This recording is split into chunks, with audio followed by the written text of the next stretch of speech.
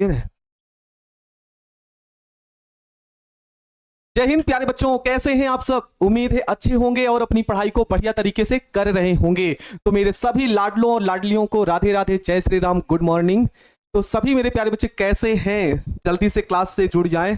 Roll number 1 present हो गया, गुलफराज आलम है ना, दीपी कुमार, पूजा यादव, पंकज कुमार, सोनी कुमार, अभिषेक कुमार, रोहित राज, विकास, खुशबू पटेल, चांदनी कुमारी, अभिषेक भारती, कैसन बा हाल समाचार? बढ़िया बा बच्चे, मस्त बानी जा।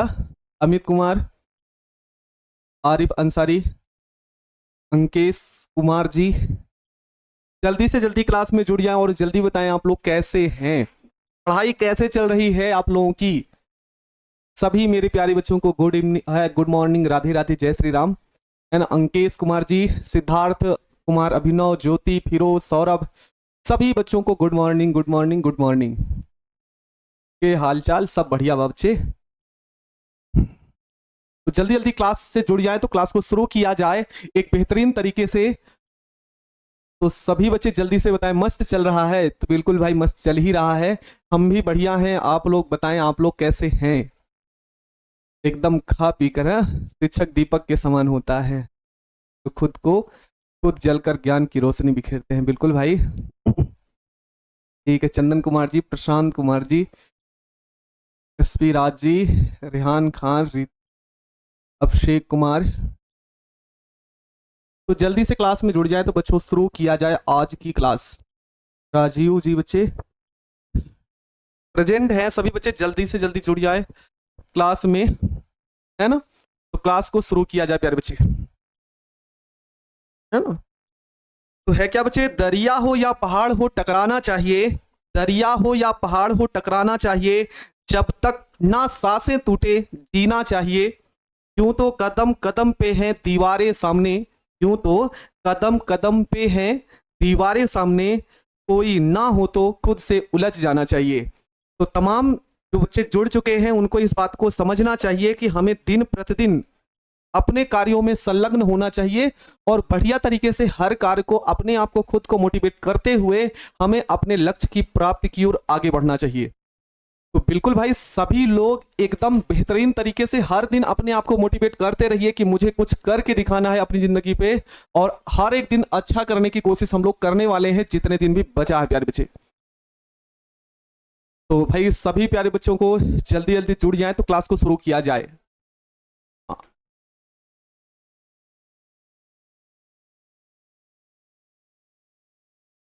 ठीक है, चलें भाई क्लास को शुरू किया जाए। सभी बच्चे तैयार हैं? आज का जो टॉपिक होने वाले हैं उसको धुआं धुआं करने के लिए एकदम बेहतरीन तरीके से इसको खत्म किया जाएगा, एकदम बेहतरीन तरीके से खत्म किया जाएगा। बस आप अपने दिमाग को एक स्थिर तरीके से रखेंगे और जो सर बताएंगे उसी पर आपका फोकस होना चाहिए। तो जितना है वो सारे समीकरण आप याद करके जाएंगे आज। हाँ सर, कल सभी साधारण विधि याद कर लिए थे। बिल्कुल बच्चे, जैसे जो पढ़ाया जाए उनको याद करते रहेंगे तो विश्वास मानिए कि केमिस्ट्री आप धुआं धुआं पेपर के समय में कर देंगे। स्टार्ट किया जाए क्लास को बच्चे। सभी लोग जल्दी से जल्दी बता दें नोट्स कब मिलेगा। तो आज ये लेसन खत्म होगा प्यारे बच्चे, तो आपको नोट्स आज ही के आज हम अपडेट करा देंगे, आपका अपलोड करवा देंगे तुरंत। तो प्यारे बच्चे, आज का जो टॉपिक रहने वाला है ये सभी को संज्ञान में है कि कल हमने जो कार्बोक्सिलिक अम्ल पढ़ना शुरू किया था, उस कार्बोक्सिलिक अम्ल में हमने उसकी बनाने की सामान्य विधि और साथ में उसके जितने समीकरण थे हमने पढ़ लिए थे, ठीक ना। तो आज बच्चे हमको पढ़ना है कार्बोक्सिलिक जो अम्ल है, ठीक ना, जो कार्बोक्सिलिक अम्ल है ना, कार्बोक्सिलिक अम्ल का रासायनिक गुण प्यारे बच्चे हमको आज पढ़ना है, ठीक ना। तो कार्बोक्सिलिक अम्ल के रासायनिक गुण सभी तरीके से पढ़ने के लिए तैयार हैं? एक बार यस कर दीजिए तो क्लास को शुरू किया जाए। चलिए प्यारे बच्चे, क्लास को शुरू किया जाए। तो आज हम कार्बोक्सिलिक अम्ल के भौतिक गुण और रासायनिक गुण को पढ़ने वाले हैं प्यारे बच्चों। उसी के आगे हम कंटिन्यू करने वाले हैं प्यारे बच्चे। सभी बच्चों को क्लियर है कि हम कौन सा टॉपिक पढ़ने के लिए हम तैयार हैं, है ना। तो कल हमने आपको पहले बताया कार्बोक्सिलिक अम्ल के कार्बोक्सिलिक अम्ल के बनाने की विधियां हम पढ़ चुके थे, और उसी के आगे आज हमको पढ़ना है उसका रासायनिक गुण, ठीक ना। अब कमेंट रोकिए और अपने आप को फोकस करिए, सर जी बताने चल रहे हैं, आप लोग विशेष रूप से मन लगा के पढ़ेंगे आप। तो प्यारे बच्चे, इसका जो भौतिक गुण है, जो फिजिकल प्रॉपर्टीज है, किसकी प्रॉपर्टीज है प्यारे बच्चों? तो यह है कार्बोक्सिलिक अम्ल की, है ना। ये हम कार्बोक्सिलिक अम्ल का भौतिक गुण पढ़ने वाले हैं, तो इसको आप ध्यान से समझिएगा। कह रहा इस श्रेणी के प्रथम 3 सदस्य, है ना, इस श्रेणी के प्रथम जो 3 सदस्य होते हैं, जिसमें C1 और C3, मतलब जिसमें कार्बन की संख्या C1 से किसके मध्य हो? C3 के मध्य हो, वे तीक्ष्ण गंध वाले क्या होते हैं प्यारे बच्चों? द्रव होते हैं। वे तीक्ष्ण गंध वाले द्रव होते हैं। तीक्ष्ण थोड़ा सा मिस्टेक हो चुका है प्यारे बच्चे, तो इसको हम सही कर दे रहे हैं, ठीक ना। तीक्ष्ण गंध वाले क्या होते हैं? द्रव होते हैं। तो यहां पे हम लिख लेंगे तीक्ष्ण, ये ध्यान रखना है। इसके बाद जो C4 से C9 तक के आएंगे, C4 यहां से आप लिख लीजिएगा तीक्ष्ण गंध वाले द्रव, तीक्ष्ण गंध वाले द्रव। और प्यारे बच्चे, जो C4 से C9 तक की बात आएगी, वो रंगहीन तेल जैसे होते हैं। वो रंगहीन कितने से कैसे होंगे? तेल जैसे होंगे। और जबकि C10 के आगे, है ना, जितना भी होगा मोम के समान, मोम के समान ठोस होंगे। मोम के समान क्या होंगे प्यारे बच्चे? ठोस होंगे, ठीक है।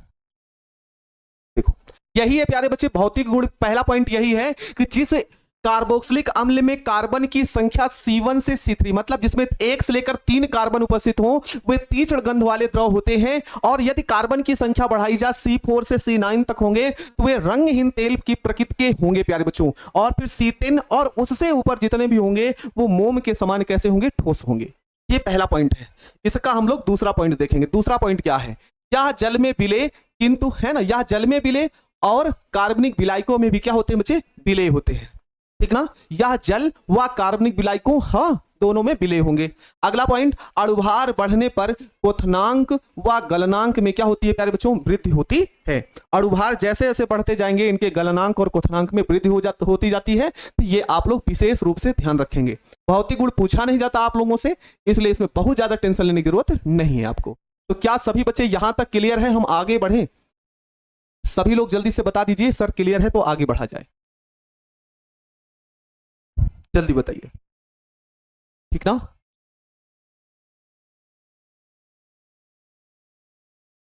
जल्दी से बताएं, क्या क्लियर है आप लोगों को?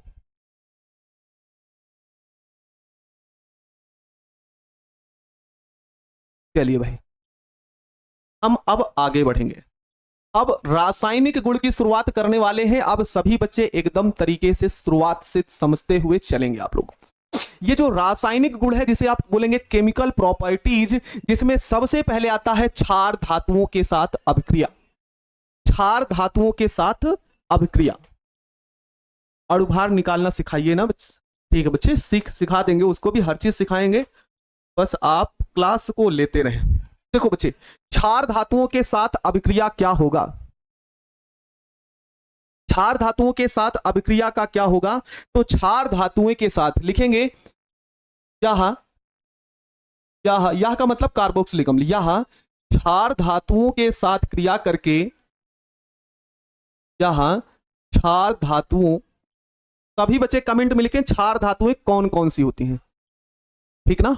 सभी बच्चे बताएंगे क्षार धातुएं कौन कौन सी होती हैं, सभी क्षार धातुओं के नाम लिख के बताएंगे। क्या क्षार धातुओं के साथ क्रिया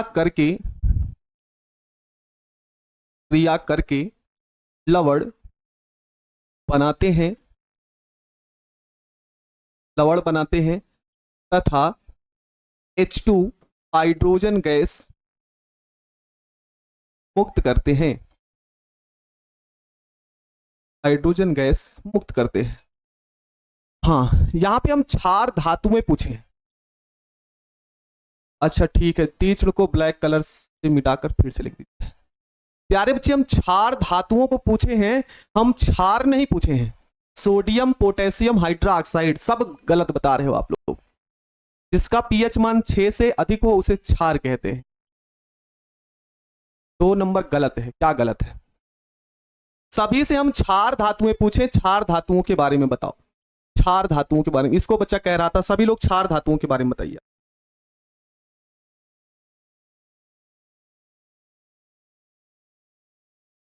है ना, हम क्षार के बारे में नहीं, क्षार धातुओं के बारे में पूछे, क्षार के बारे में नहीं।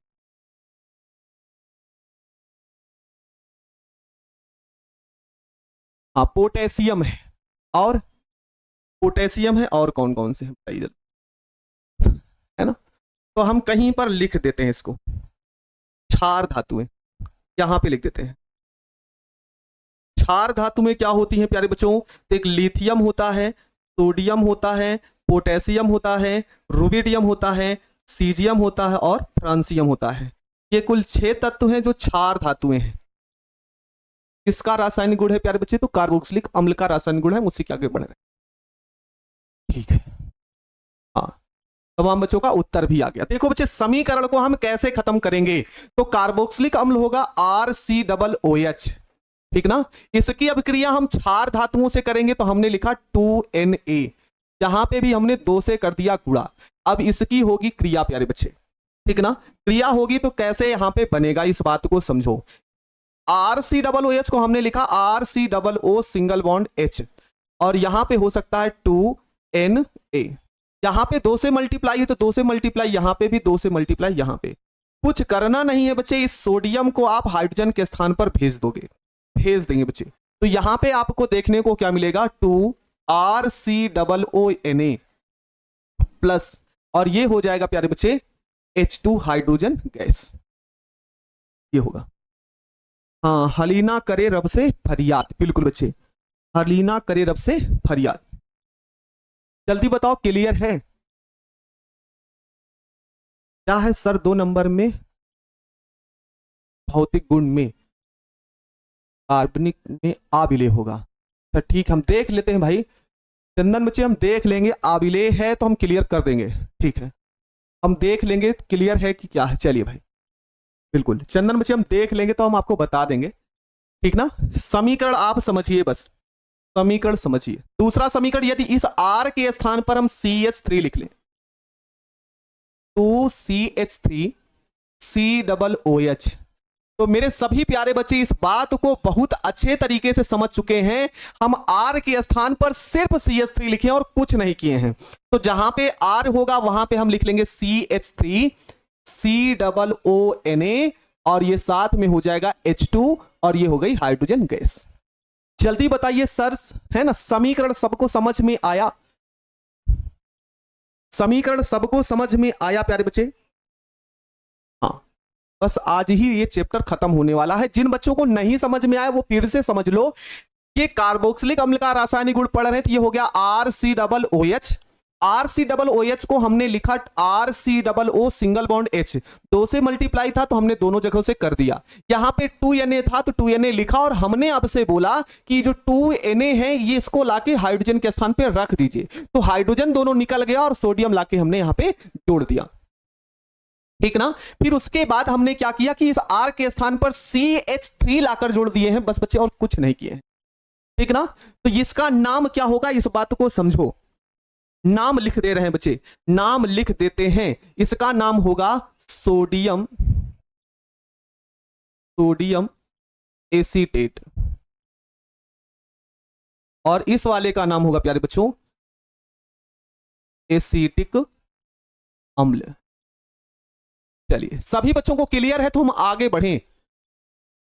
लिथियम सोनम बच्चे यहां पे यलाई का प्रयोग नहीं करते क्योंकि वो कम क्रियाशील धातुएं मान ली जाती हैं, होती क्षार धातु है, लेकिन यलाई ना प्रयोग करके आप के का प्रयोग कर सकते हैं। हाँ चंदन बच्चे हम देख ले रहे हैं, है ना, भौतिक गुण क्या होगा उसका हम क्लियर अभी कर देते हैं। चलिए भाई आगे बढ़े, सभी को क्लियर है तो हम आगे बढ़ें, सभी को क्लियर हो तो हम आगे बढ़ें, जल्दी से कमेंट करें, हम आगे बढ़े बच्चे। अगला रासायनिक गुण देखें, जल्दी बताएं।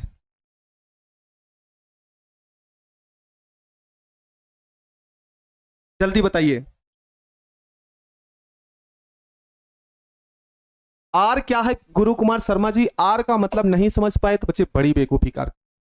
आर का मतलब एल्किल होता है, और उस आर के स्थान पर प्यारे बच्चे क्या क्या लिख सकते हैं, CH3 लिख सकते हैं, C2H5 लिख सकते हैं, सारी चीजें लिख सकते हैं। H2 कहां से आया, तमाम बच्चे पूछ रहे हैं सर H2 कहां से आया, बच्चे 2H है तो H2 के रूप में ही लिखा जाएगा। अगला समीकरण है,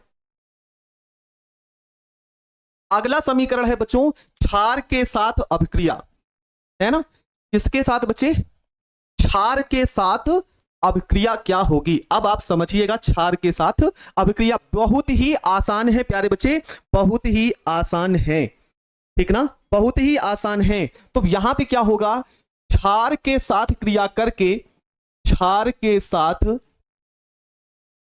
क्रिया करके, क्रिया करके क्या क्या बनेगा प्यारे बच्चे, तो लवण बनेगा, है ना, लवण तथा जल बनता है, लवण तथा जल बनता है, लवण तथा जल बनता है। अगर कार्बोक्सिलिक अम्ल की क्रिया हम प्यारे बच्चों, कार्बोक्सिलिक अम्ल की क्रिया हम किससे करें, क्षार से करें, तो लवण बनेगा और साथ में जल बनेगा। कैसे बनेगा आप इस बात को बहुत अच्छे तरीके से समझ चुके होंगे। कार्बोक्सिलिक अम्ल है RCOOH, क्षार हम प्रयोग कर सकते हैं सभी बच्चे NaOH, और इसकी आप क्रिया बहुत ही आसानी तरीके से लिख सकते हो। इस भाग को आप ऐसा लिखो ना, RCOO सिंगल बॉन्ड H, और इसको आप लिखो OH सिंगल बॉन्ड Na, और सभी लोग इसको डिब्बा में बंद कर लो। भागने नहीं चाहिए, पानी है नहीं तो भाग जाएगा, भागना नहीं चाहिए, सभी बच्चे इस बात को ध्यान रखेंगे। तो H और OH मिलकर, ठीक ना, या किसके साथ क्रिया करके, कार्बोक्सिलिक अम्ल के साथ, रासायनिक गुण उसी का पढ़ रहे हैं तो उसी का हो जाएगा, ठीक ना। तो H2O हो जाएगा और ये हो जाएगा RCOONA, ठीक ना, RCOONA। अब इसी R के स्थान पर हम CH3 लिख लेते हैं, ये हो जाता CH3COOH प्लस NaOH प्यारे बच्चे, है ना। इच्छा होगी तो आप NaOH के स्थान पर KOH का भी प्रयोग कर सकते हो, ठीक ना, KOH का प्रयोग भी कर सकते हैं। तो यहां पे बन जाएगा H2O और ये हो जाएगा CH3COONA, ठीक। और ये आपका बना है सोडियम एसीटेट, जो कि हमने नाम लिख लिया था पहले ही, सोडियम एसीटेट। क्लियर है सभी लोगों को? जल्दी से बताएं कि हाँ सर क्लियर है, हम आगे बढ़ें। जल्दी बताइए भैया, क्लियर है सभी बच्चों को?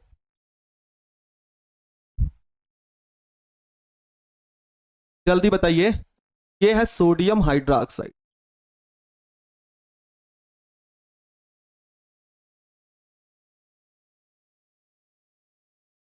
हाँ, CH3 से अभिक्रिया करना जरूरी है, वो समझने के लिए आपको हम बताते हैं बच्चे, ठीक ना, समझने के लिए बताते हैं। साफ है सर, क्लियर है कि साफ है? क्लियर है, चलिए भाई क्लियर है तो हम आगे बढ़ें। CH3 कैसे आया, CR के स्थान पे बच्चे CH3 लिख सकते हैं। डाउट पड़े रहते हैं, आप पिछली क्लास नहीं देखते आप लोग ठीक तरीके से। बिल्कुल बच्चे, सर आप एक बताते हैं दूसरा खुद से बनाते हैं, बिल्कुल बच्चे, साहिल भारद्वाज जी बिल्कुल बनाना चाहिए। शिवा कुमार बच्चे इसको ध्यान से समझो, इसमें हम कुछ किए नहीं है, बहुत ही आसान समीकरण है बच्चे। क्लियर है सभी बच्चों को? हाँ, लाइव क्लास है प्रिंस शर्मा जी, ठीक है। चलिए भाई हम अगला समीकरण देखते हैं। अगला समीकरण है प्यारे बच्चों, धातु कार्बोनेट व बाई कार्बोनेट से क्रिया, ठीक ना, धातु कार्बोनेट व बाई कार्बोनेट से क्रिया। एक बच्चा कह रहा सर आप बोलते हैं नोटिस अपलोड कर दिया जाता है चैप्टर नंबर 11। नहीं बच्चे, अपलोड तो कर दिया हमने, दे दिया है बच्चे, है ना, दे दिया है। आज का जब लेसन ये खत्म होगा तो इसको भी तुरंत ही दे देंगे बच्चे, ठीक ना, तो अपलोड हो जाएगा बच्चे, परेशान मत हो। चलो बच्चे ध्यान से समझो बच्चे कि धातु कार्बोनेट और बाई कार्बोनेट के साथ क्रिया क्या होगी, तो ध्यान से समझो। यहां पे क्या होगा, यहां धातु कार्बोनेट व बाई कार्बोनेट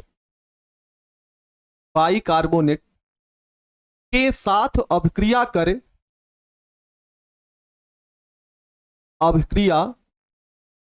करके क्या क्या बनाएंगे, तो लवण बनेगा, लवण कामा जल व CO2, जिसे हम बोलते हैं बच्चों कार्बन डाइऑक्साइड गैस बनती है, कार्बन डाइऑक्साइड गैस बनती है, ठीक है। देखो बच्चे इसको समझिएगा, समीकरण होने वाला क्या है इसको समझिए। RCOOH है मेरे लाडलो, है ना, RCOOH। कार्बोनेट की बात करिएगा तो हमने लिख लिया यहां पे सोडियम कार्बोनेट, इसका नाम भी आपको लिख देते हैं। कार्बोनेट है तो ये हो गया सोडियम कार्बोनेट। तो बनने वाला यौगिक क्या होगा, इस बात को समझो प्यारे बच्चे। इस वाले भाग को आप लिख लेना RCOO सिंगल बॉन्ड H, ठीक ना। यहां पे आप क्या लिखेंगे इस बात को आप ध्यान से समझिएगा, ठीक ना। यहां पे क्या होगा इस बात को समझिए, तो यहां पे 2 से मल्टीप्लाई करिएगा, तो 2 से मल्टीप्लाई यहां पे और 2 से यहां पे। इस वाले भाग को आप लिख सकते हो Na2, आगे लिख सकते हो CO2 और आगे लिख सकते हो O। ठीक है बच्चे, इतना आप समझ गए होंगे प्यारे बच्चों। 2RCOOH को हमने लिखा 2RCOO सिंगल बॉन्ड, ये जो H है ये 2H हो गया। Na2CO3 को हमने लिखा प्यारे बच्चों Na2 single bond CO2 single bond O। अब आगे समझो करना क्या है इसमें, करना क्या है प्यारे बच्चे, इस 2Na को ऐसे बनाते हैं, ऐसे इस चीज को आप हाइड्रोजन के स्थान पर भेज दीजिएगा, ठीक ना। इस दोनों हाइड्रोजन को हम दोनों सोडियम को हाइड्रोजन के स्थान पर भेज देंगे, ये हो जाएगा 2RCOONA बन जाएगा। यहां पे आपको CO2 दिख रहा है तो CO2 ऐसे निकल जाएगा प्यारे बच्चे, 2H और O दोनों मिलकर बनाएगा H2O। जल्दी बताओ क्लियर है, क्लियर है मेरे प्यारे बच्चे, क्लियर है सभी को कि नहीं, इस बात को बताओ। क्या ये आसान सा नहीं है समीकरण, इतना छोटा सा प्यारा सा नन्हा सा। जल्दी बताओ बच्चे, समझ में आया आप लोगों को। हाँ, तो ये कार्बोनेट से हो गई। अब हम बाई कार्बोनेट से समीकरण लिखेंगे, तो यहां पे बाई कार्बोनेट से कैसे समीकरण लिखा जाएगा, RCOOH plus sodium by carbonate होगा NaHCO3। तो ये कैसे बनेगा, हाँ CO2 तो मुक्त हो जाएगा ना, वही तो लिखे CO2 गैस बनती है बच्चे। हाँ फिर से बता देते हैं, फिर से बताएंगे बच्चे, फिर से इस समीकरण को समझो, पहले समझ लीजिए, हम फिर से बता देंगे, हमको कोई दिक्कत ना है, बस आपको समझ में आना चाहिए। ये हो गया RCOO सिंगल बॉन्ड H, और इसको लिखना अब की बार आप लोग क्या लिखेंगे, NaHO और लिख लेना CO2। ध्यान से समझो, इस सोडियम को हमने भेजा हाइड्रोजन के स्थान पर, और जब हाइड्रोजन के स्थान पर भेजा गया तो ये बन गया RCOONA, ठीक ना। H और OH दोनों मिलकर बनाया H2O, और साथ में ये हो जाएगा CO2। चलिए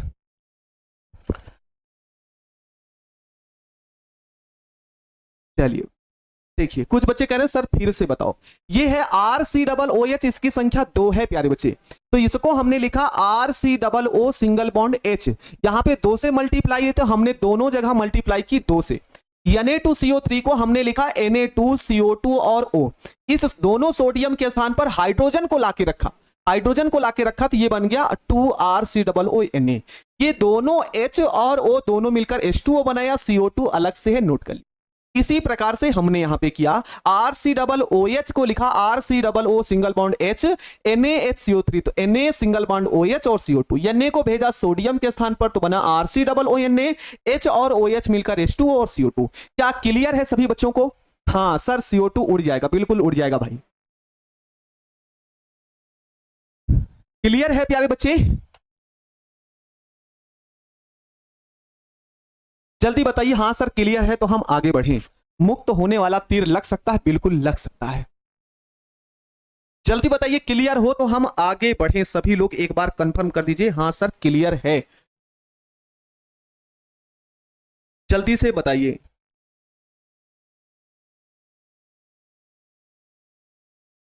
वो आगे पीछे लिख सकते हो बच्चे, उससे कोई दिक्कत नहीं है। H2 पहले लिखेंगे, CO2 बाद में लिखें, उससे उतना ज्यादा डाउट है, बस समीकरण को समझना है प्यारे, है ना प्रिंस कुमार बच्चे, ऐसे लिख सकते हैं, बाकी कोई दिक्कत नहीं है। देखो अगला टॉपिक है प्यारे बच्चों एस्टरीकरण, बहुत ही आसान है और इसको आप कई बार पढ़ चुके हैं। चलिए सभी लोग को देखते हैं हम, एस्टरीकरण का समीकरण कितने बालकों को याद है। सभी मेरे लाडले और लाडलियों जल्दी से एस्टरीकरण का समीकरण छापिए, जल्दी से छाप दीजिए और देखेंगे कितने लोगों का सही है एस्टरीकरण का, है ना। ऋषभ सोनी मेरे बच्चे समझो, है ना, डरो नहीं, एकदम आसान है समीकरण, डरना नहीं है आपको, खुद से उलझ जाओ, कैसे नहीं याद होगा, याद होगा, हर चीज संभव है अगर एक बढ़िया तरीके से मेहनत करने वाले बच्चे हैं तब, बिल्कुल बच्चे, है ना। 95 प्लस ना लिखा करो, 99 नंबर लिखा करो, 95 प्लस नहीं, 99, एक नंबर छोड़ दिया जाएगा, है ना। एहसान करेगा बोर्ड की हमने एक अंक नहीं लिया, बाकी 99 नंबर हमको दे, ये करना है। हाँ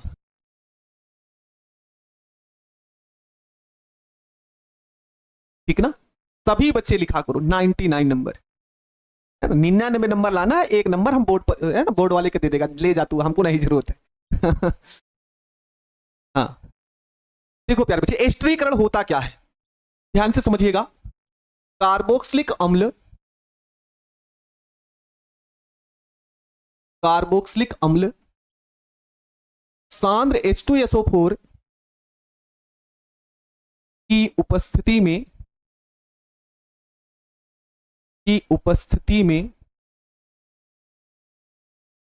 की उपस्थिति में एल्कोहल से क्रिया करके,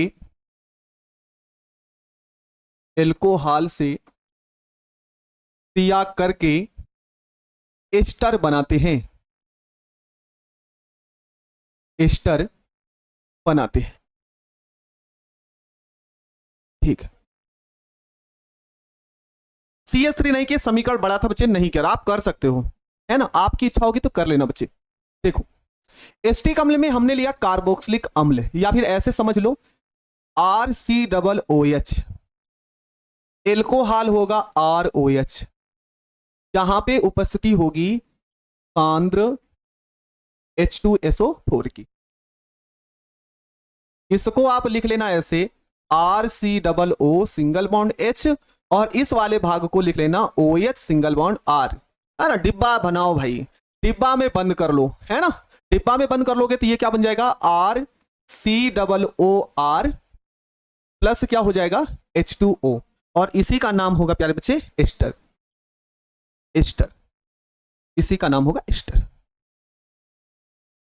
है ना। सर टॉपर बनेंगे तो मिठाई खिलाएंगे ना, मिठाई क्या, जो तुम कहेगा बच्चा वो खिलाएंगे, है ना, मिठाई ने जो कहेगा वो खिलाएंगे।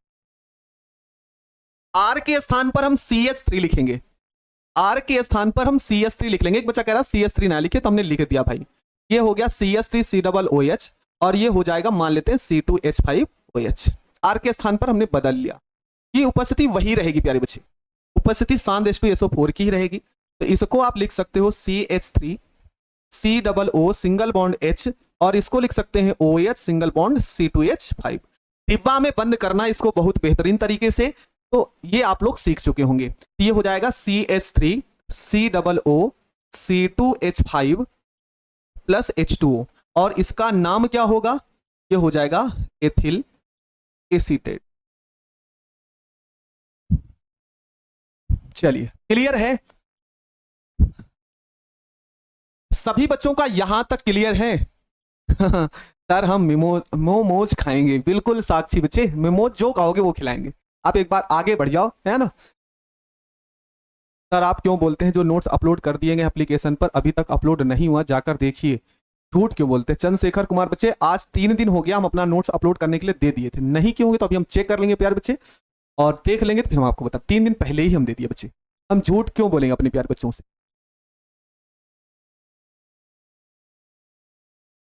चलिए भाई क्लियर है, तो हम आगे बढ़ें। चलिए भाई हम अगला समीकरण देखते हैं, अगला समीकरण है आपके सामने,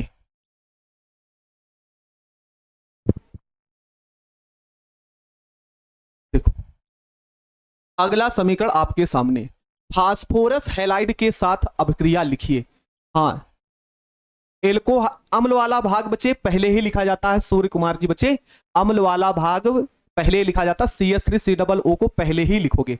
अच्छा बच्चे एक पॉइंट हम थोड़ा सा छोड़ रहे हैं, इस बात को समझना थोड़ा सा, अगर आपसे पूछे, अगर आपसे पूछे एस्टर में कौन सा समूह होता है, एस्टर में कौन सा समूह होता है, समूह होता है, इस बात को सभी मेरे बच्चे ध्यान रखेंगे, इंपॉर्टेंट भी है, तो इसलिए हमने इसको यहां पे रख दिया, ये समूह होता है प्यारे बच्चे, इसको बढ़िया तरीके से दिलो दिमाग से याद रखिएगा, है ना, दिल और दिमाग दोनों तरीके से याद रखिएगा, भूलिएगा नहीं। चलिए अगला टॉपिक है प्यारे बच्चों, फास्फोरस हैलाइड के साथ अभिक्रिया। ठीक ना, फास्फोरस हैलाइड के साथ अभिक्रिया। अब आप सभी बच्चे जानते हैं, सभी बच्चे जानते हैं फास्फोरस हैलाइड कितने होते हैं। चलिए दोनों फास्फोरस हैलाइड बताइए। तो फास्फोरस जो हैलाइड होता है प्यारे बच्चों, आप लोगों ने पढ़ रखा होगा, एक पढ़ा होगा PCl3 और दूसरा पढ़ रखा है PCl5। PCl3 पढ़ा है और PCl5 पढ़ा है। ठीक है, PCl3 है और प्यारे बच्चे PCl5 है। हमको इन्हीं दोनों के साथ अभिक्रिया का समीकरण लिखना है, तो इसको हम कैसे लिखेंगे? अच्छा बोलते हैं करते नहीं, करके भी दिखाएंगे बच्चे, बहुत ज्यादा काम है। उस काम को जल्दी से खत्म करके हम आपकी हर एक बात मानने के लिए तैयार हैं मेरे बच्चे। मनदीप हर बात मानेंगे बच्चे, ऐसा नहीं बोला जाता। हाँ करेंगे बच्चे। देखो फास्फोरस हैलाइड के साथ अभिक्रिया का समीकरण देखो भाई, ये हो गया RCOOH प्लस PCl5। PCl5 इसके साथ क्रिया करके क्या बनाएगा, इसकी डिफिनीशन तो लिखना भूल गए, चलिए डिफिनीशन लास्ट में लिख लेते। इस वाले भाग को सभी बच्चे क्या लिख सकते हैं, तो इसको लिख सकते हैं RCOO सिंगल बॉन्ड H। मेरी तरह से समझिएगा तो समीकरण बहुत ही आसान लगने वाला है। यहां पे प्यारे बच्चों PCl5 है तो इसको लिख सकते हो Cl, PCl3 single bond Cl। बस ऐसे तोड़ दो, इसको ऐसे तोड़ दो, ऐसे तोड़ दो, जो जिस भाग में आ रहा है उसी भाग के साथ में लिख लो। ठीक ना, तो यहां पे RCO और L है तो ये हो जाता है RCOL। यहां पे PCl3 और O है, सबको मिला के लिख सकते हो POCl3। H और Cl दोनों मिलकर बना बच्चे बनाएंगे HC।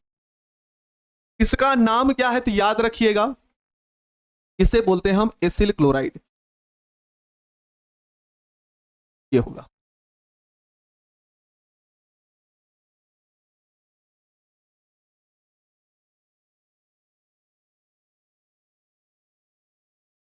उसके बाद क्या होता है प्यारे बच्चे, इसकी अभिक्रिया हमको PCl3 से लिखनी है। ये होता है RCOOH प्लस PCl3। समझना बच्चे इसको कैसे लिख सकते हैं हम लोग, यहां पे 3 से मल्टीप्लाई होगा और इस भाग को ऐसे लिखेंगे RCOO सिंगल बॉन्ड OH। 3 से मल्टीप्लाई है तो 3 से मल्टीप्लाई यहां पे और 3 से मल्टीप्लाई यहां पे, और इसको लिखेंगे P सिंगल बॉन्ड Cl3। समझने के लिए बच्चे इसको हम डिब्बा में बंद कर लेंगे, ऐसे डिब्बा में बंद कर लेंगे, और जब डिब्बा में बंद होगा तो यहां पे क्या बनेगा H3PO3, और इस सब को मिला के आप लिख सकते हो 3RCOCl। चलिए भाई समझ में आया सभी लोगों को इस समीकरण की कि नहीं? बेहद आसान तरीके से है, अगर आप हर एक बात को बढ़िया तरीके से पकड़ रहे होंगे तब। चंदन कुमार बच्चे कहानी समझ में आया, इतना बेहतरीन तरीके से हम समीकरण को लिखे हैं। RCOOH को हमने लिखा RCO सिंगल बॉन्ड O और H लिख सकते हो। PCl5 को Cl, PCl3 और Cl लिख दिया मेरे प्यारे बच्चे। मल्टीप्लाई इसलिए होता है जिससे मेरा समीकरण संतुलित रहे, ठीक ना। तो यहां पे RCOCl लिख लिया, O और PCl3 मिला के PCl3 बनाया, और H और Cl मिलकर HCl बनाया बच्चे। ठीक, उस तो श्री बच्चे पहला वाला ही बता दिए हैं। उसके बाद हमने 3RCOOH प्लस PCl3 लिखा, तो इसको मेरे लाडले लिख सकते हैं 3RCO single bond OH 3OH, और इसको PCl3 तो P सिंगल बॉन्ड Cl3। तो 3OH और P मिलकर H3PO3, और इन सबको मिला के आप लिख सकते हैं 3RCOCl। हाँ चलिए भाई इसकी डिफिनीशन हम लोग लिख सकते हैं, और लिखेंगे क्या प्यारे बच्चे, यह PCl5 हुआ PCl3 से क्रिया करके एसिल क्लोराइड बनाता है। इतना आसान समीकरण है और इतनी आसान डिफिनीशन है आपके सामने, एसिल क्लोराइड बनाता है। खत्म हो गया प्यारे बच्चे। जल्दी बताइए क्लियर है? 3 का मल्टीप्लाई किसी का मल्टीप्लाई इसलिए करते हैं जिससे समीकरण संतुलित हो प्यारे बच्चे।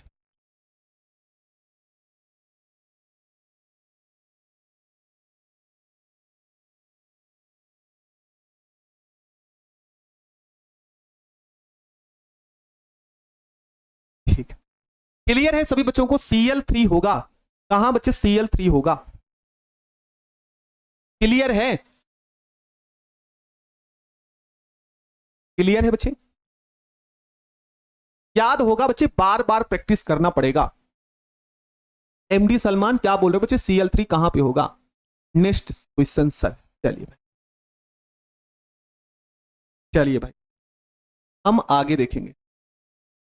अगला समीकरण है प्यारे बच्चे, थायोनिल क्लोराइड के साथ अभिक्रिया। ठीक ना?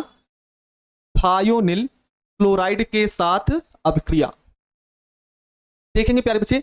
थायोनिल क्लोराइड के साथ अभिक्रिया क्या होगा? सर हम CH3 लेकर भी बनाए हैं, बिल्कुल बनाओ बच्चे, कोई दिक्कत नहीं है उसके लिए। ठीक ना? थायोनिल क्लोराइड के साथ अभिक्रिया क्या होगी तो उसको हम समीकरण से समझ लेते हैं प्यारे बच्चे। ये होता है RCOOH प्लस थायोनिल क्लोराइड होगा SOCl2, उपस्थिति होगी बच्चे यहां पे पिरीडीन की।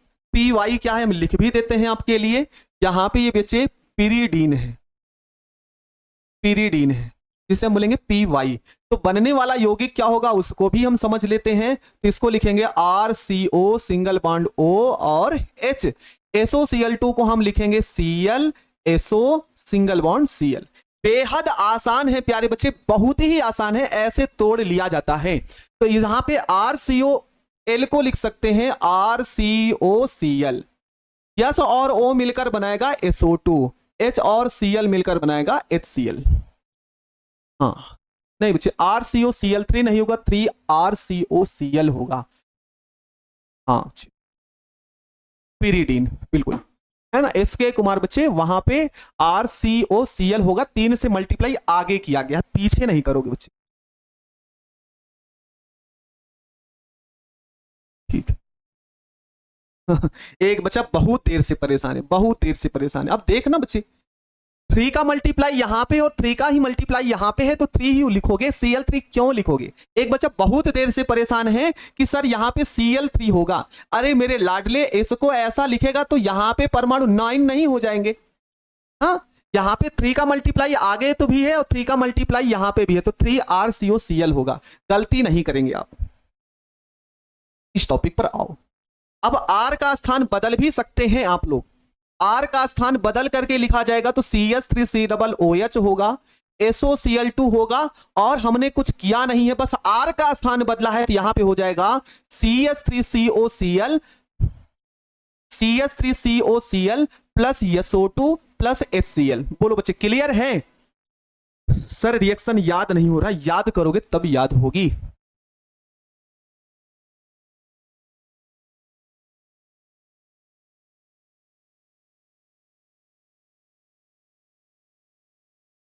क्लियर है प्यारे बच्चे?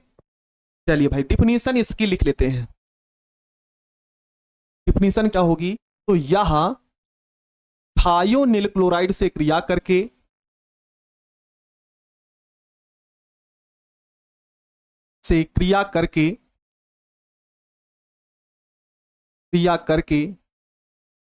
एसिल क्लोराइड बनाता है।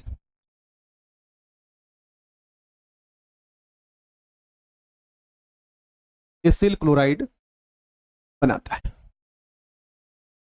चलिए भाई आगे बढ़े।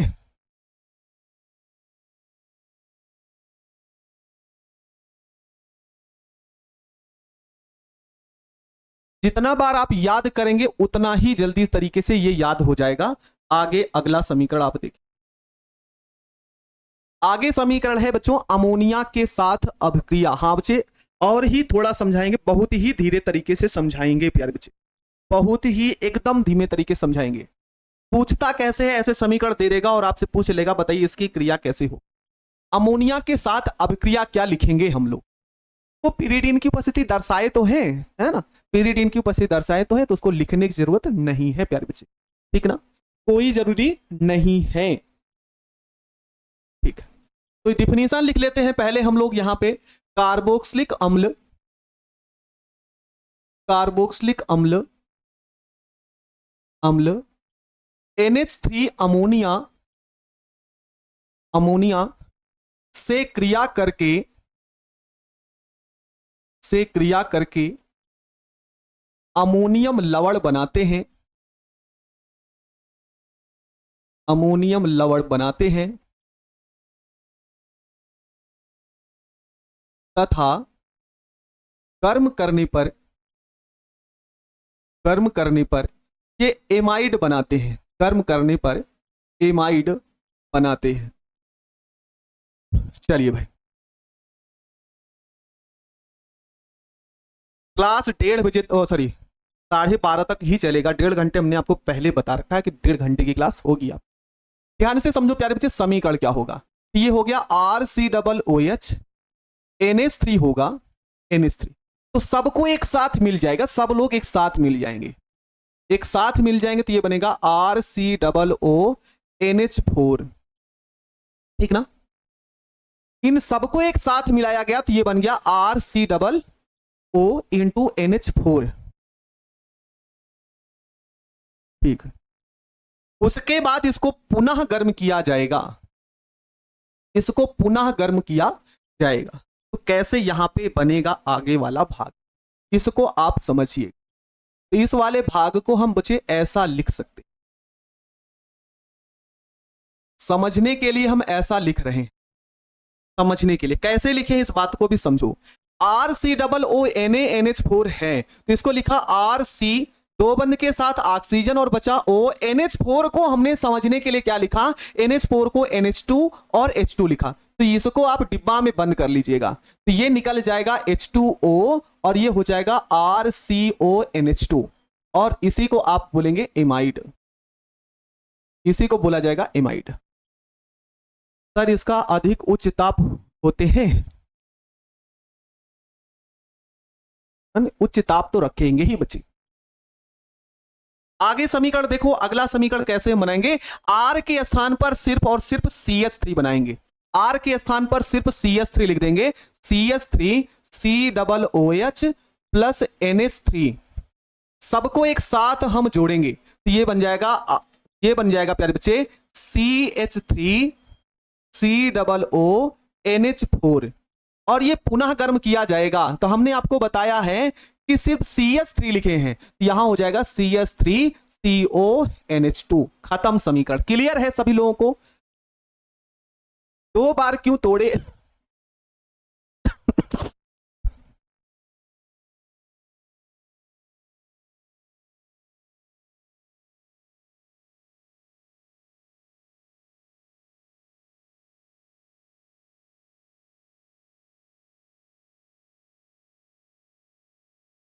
देखना बच्चे क्या होगा यहां पे, इसको आप बोलेंगे एसीटेमाइड, एसीटेमाइड। इसका नाम होगा प्यारे बच्चों अमोनियम एसीटेट, अमोनियम एसीटेट। जल्दी से बताएं, क्लियर है।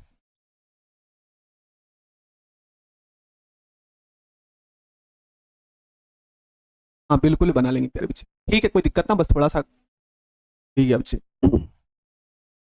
क्लियर है सभी प्यारे बच्चों को। तो एक बार जल्दी से बताएं तो हम आगे चलें।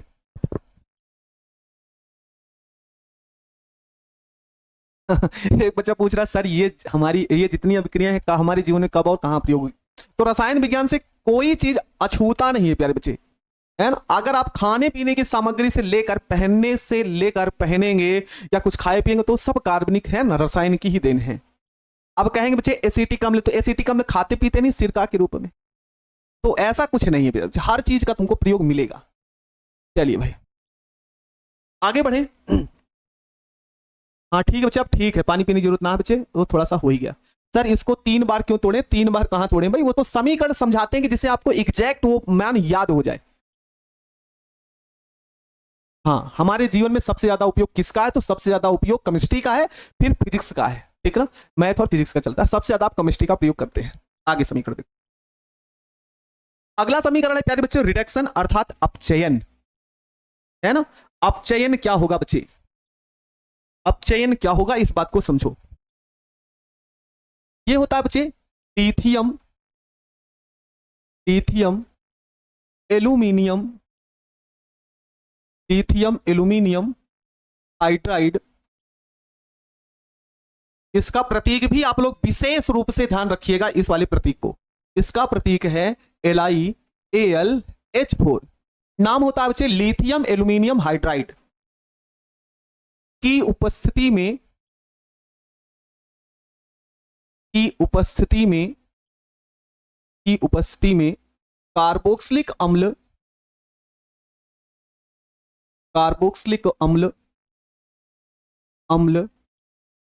अपचयित होकर एल्कोहल बनाते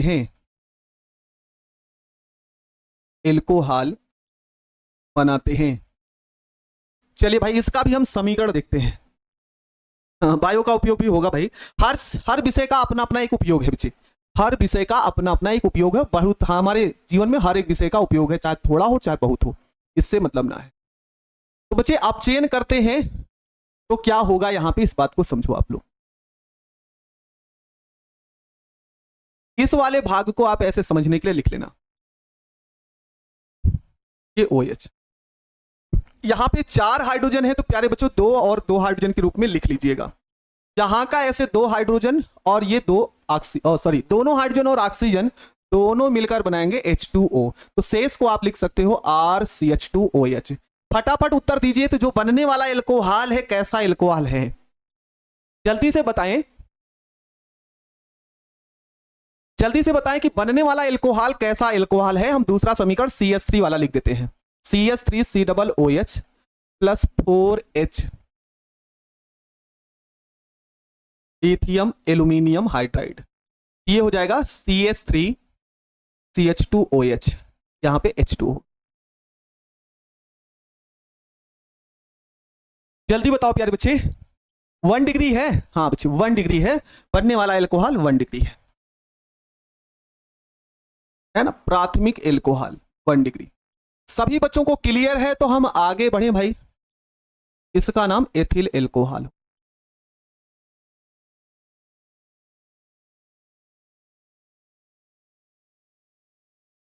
जल्दी बताओ, क्लियर है सभी बच्चों को? हाँ ठीक, क्लियर हो तो आगे बढ़ा जाए, क्लियर हो सभी बच्चों को तो आगे बढ़ा जाए। चलिए जल्दी बताइए, क्लियर है? ठीक, देखेंगे बच्चे अगला समीकरण बहुत ही ज्यादा महत्वपूर्ण होने वाला है, HBZ अभिक्रिया, जिसे बोलते हैं हेल्महोल्ट्ज-जेलेंस्की रिएक्शन या फिर अभिक्रिया। इसको बढ़िया तरीके से इसको याद रखेंगे, ये बहुत ही इंपॉर्टेंट है मेरे लिए ये समीकरण, इसलिए आप विशेष रूप से इसको याद रखेंगे आप, ठीक ना, हंसी खुशी से याद रखेंगे इसको, ठीक ना, ये आपको समझ में आना चाहिए, इसको कदापि मत भूलिएगा। समीकरण बहुत ही इंपॉर्टेंट क्वेश्चन है, HBZ अभिक्रिया जिसे बोलते हैं हेल्महोल्ट्ज-जेलेंस्की रिएक्शन, जिसे बोलते हैं, अगर हिंदी में भी बोले या फिर इंग्लिश में बोले नाम वही होता है प्यारे बच्चे। एक बार नाम लीजिए सर जी, आपका नाम लेके समीकरण का नाम। हाँ 8-9 कहां गया होगा, कहीं अपना गायब होगा, प्रिंट में गड़बड़ी होगी, आप देख बच्चे नाम इसको विशेष रूप से याद रखना प्यारे बच्चे। HBZ अभिक्रिया ये हम आज सुने हैं, नहीं बच्चे ये परीक्षा में भी शायद में पूछा गया, हम देखे थे शायद में सर, हिंदी में है ना, हिंदी में भी प्यारे बच्चे यही होगा। HBZ अभिक्रिया हिंदी में भी लिखोगे तो हेल्महोल्ट्ज-जेलेंस्की रिएक्शन, ठीक ना, इसको याद रखेंगे आप लोग। इंग्लिश में भी है, हिंदी में, दोनों का नाम यही है बच्चे, ठीक ना। तो चले भाई इसको समझते हैं हम समीकरण, ये ऑब्जेक्टिव में ऑप्शन में आपसे पूछा जा चुका है ना, ये ऑब्जेक्टिव में ये क्वेश्चन पूछा जा चुका है आपसे, ठीक ना। चलो भाई, हाँ समीकरण समझते हैं प्यारे बच्चे इसका। ये हो गया RCH2COOH, ठीक ना, और इसकी अभिक्रिया हम X2 से लिखते हैं, X2 से। ये समीकरण ही देखो ऑप्शन के रूप में, देखो प्यारे बच्चे, ठीक ना, ऑप्शन के रूप में जो ऑब्जेक्टिव क्वेश्चन आपसे पूछा गया है, सीधे सीधे यही समीकरण आपको ऑप्शन वाले क्वेश्चन में पूछा गया, ये समीकरण ही दिया गया है, ठीक ना, ये समीकरण ही ये समीकरण ही आपसे क्वेश्चन पूछा गया है बोर्ड परीक्षा में आपके, इसलिए बिल्कुल आप विशेष रूप से ध्यान देंगे आप इसका, इसको मत भूलिएगा प्यारे बच्चे, ठीक है ना, बिल्कुल मत भूलिएगा। यहां पे लाल फास्फोरस की उपस्थिति होगी प्यारे बच्चे, लाल फास्फोरस। इस समीकरण को समझना, इस समीकरण को समझना, तो यहां पे आप लिख सकते हो R सिंगल बॉन्ड CH और ये H हो गया प्यारे लाडले, और ये COOS तो रहेगा ही। यहां पे X2 है तो X सिंगल बॉन्ड X हो गया। अब कुछ ना करना, डिब्बा में भर लो इसको, डिब्बा में भर लो इन दोनों को, तो डिब्बा में जब भरोगे तो HX हो जाएगा, डिब्बा में जब भरे तो HX होगा। हाँ, 3 वैज्ञानिक मिलकर दिए हैं, एक ही बच्चे का नाम है ये वाला, है ना, एक ही बच्चे का नाम है प्यारे बच्चे। H और X मिलकर ये HX बनाया, तो ये बनेगा R CH into COOH।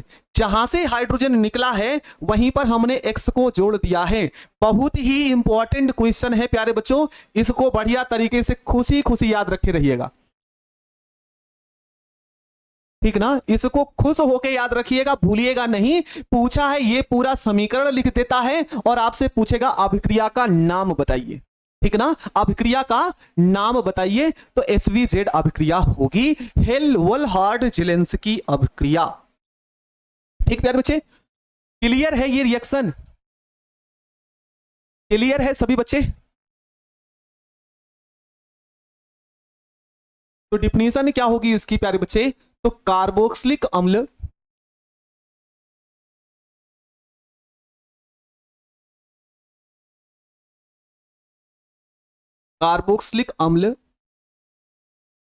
Cl2 या Br2 के साथ लाल फास्फोरस की उपस्थिति में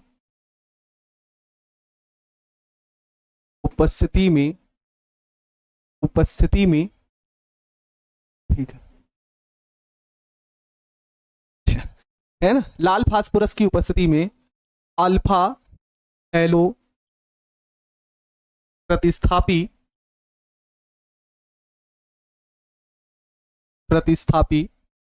कार्बोक्सिलिक अम्ल बनाते हैं।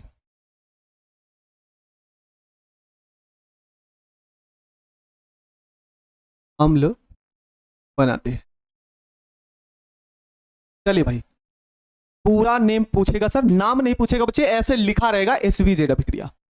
जल्दी से बताइए, क्लियर है आप लोगों को, ये समीकरण क्लियर है? गोलू मंगरू सोनू विनोद रहता तो मजा आता। अच्छा इस समीकरण का गोलू मंगरू विनोद रहता, ठीक है।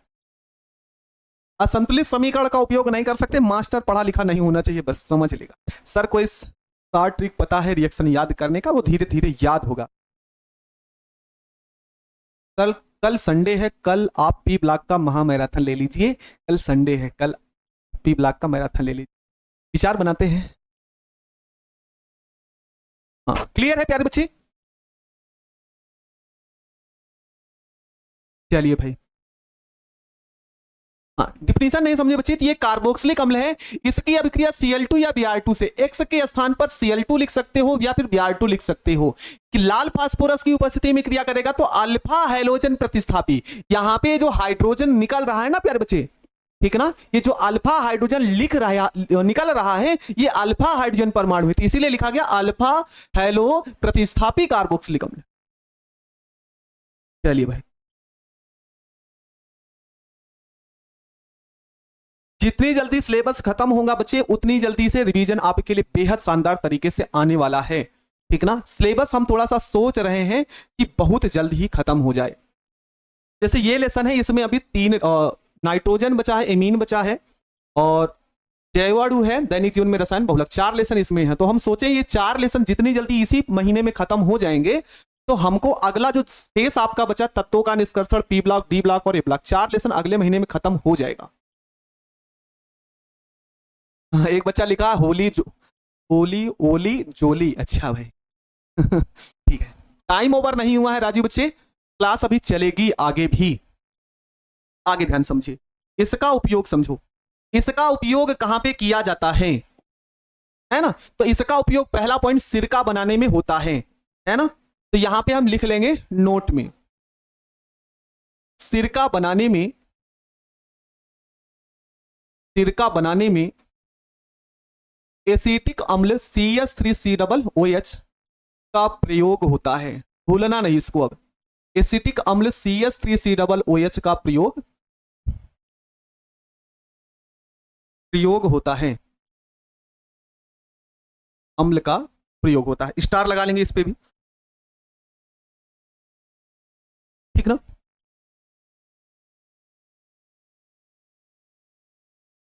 ध्यान दीजिएगा बच्चे, सिरका का निर्माण होता है तो सिरका बनाने में एसिटिक अम्ल CH3COOH का प्रयोग होता है। उसके बाद इसका प्रयोग कहां पे होता है तो रंग, कागज, रेशम उद्योग में इसका प्रयोग किया जाता है।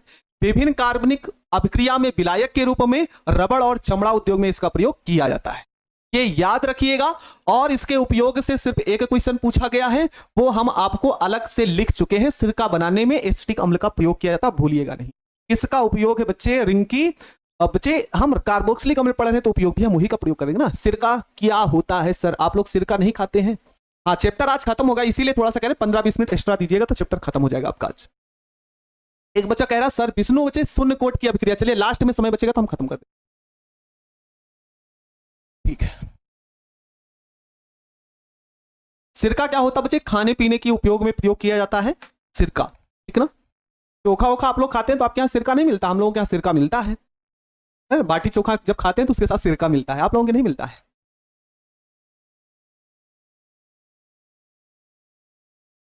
हाँ ठीक है, चीनी होता है ना सर, चीनी नहीं है बच्चे, सिरका होता है। आप लोगों के यहाँ नहीं मिलता बाटी चोखा के साथ खाने के लिए सिरका। अच्छा नोट करना है, हटिए नोट कर लीजिए भाई। क्लियर है तो हम आगे बढ़े प्यारे बच्चे, जल्दी बताएं क्लियर हो गया हो तो कहें बच्चे। नहीं विष्णु बच्चे भूलेंगे नहीं, बता देंगे। नहीं होगा तो 160 में किसी ना किसी दिन जब चैप्टर का रिवीजन होगा तब हम आपको बताएंगे, लेकिन बताएंगे जरूर। सर सिरका मतलब चोखा में करुआ तेल ना बच्चे, करुआ तेल अलग है। दोनों तरफ नाम लिख देते तो अच्छा होता। चलिए भाई तैयार हैं सभी बच्चे, तो चलिए हम आगे पढ़ते हैं। हम लोग आगे पढ़ते हैं और आगे का टॉपिक क्या होने वाला बहुत ही शानदार है, और यहां से भी क्वेश्चन आपके पूछे गए हैं, यहां से भी क्वेश्चन पूछे गए हैं, इसको आप लोग ध्यान से समझेंगे, इसको भी आप लोग बढ़िया तरीके से समझ।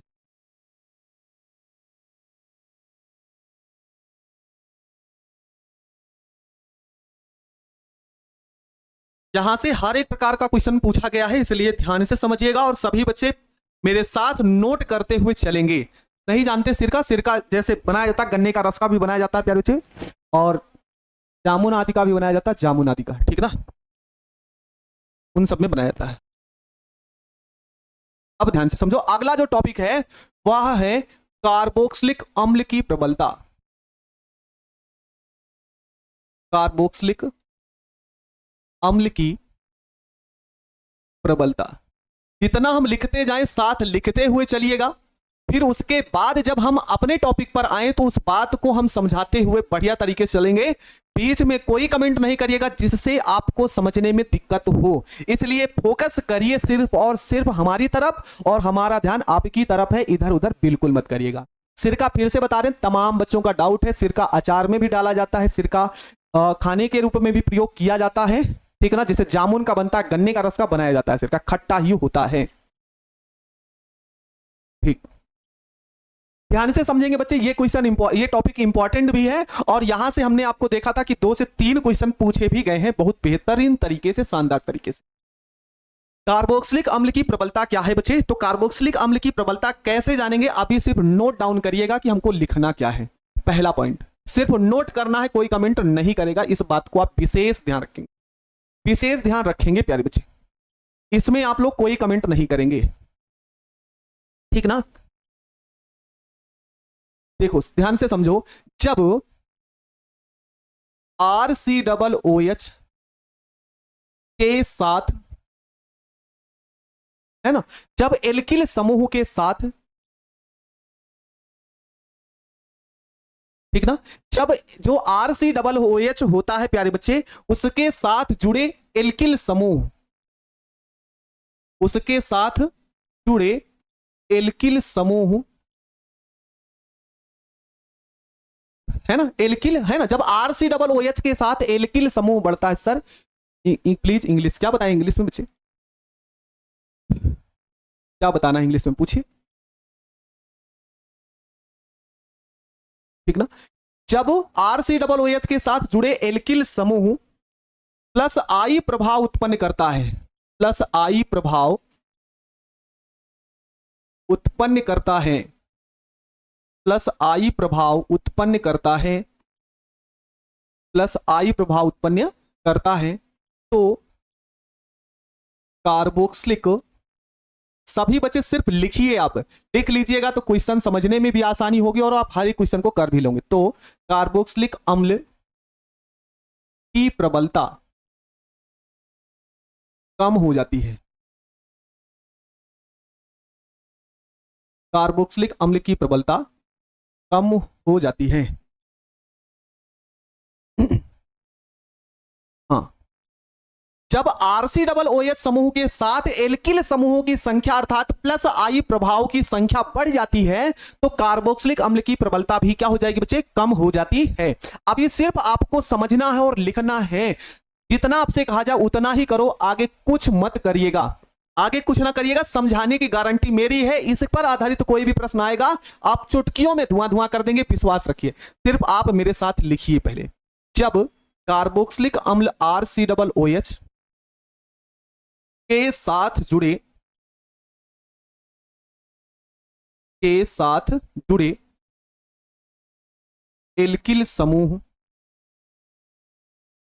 एल्किल समूह माइनस एल्किल समूह कह रहे हैं, इसको बदलेंगे, जब RCOOH के साथ जुड़े RCOOH के साथ जुड़े RCOOH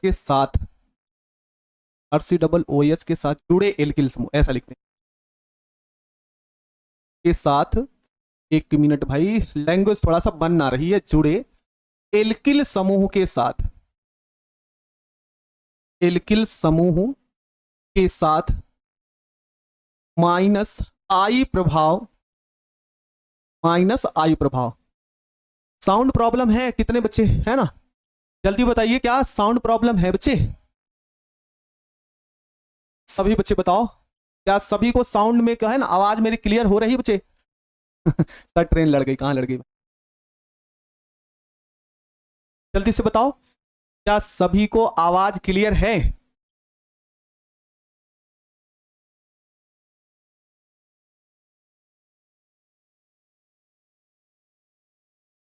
माइनस आई प्रभाव उत्पन्न करने वाले समूह जुड़ते हैं, माइनस आई प्रभाव उत्पन्न करने वाले समूह जुड़ते हैं,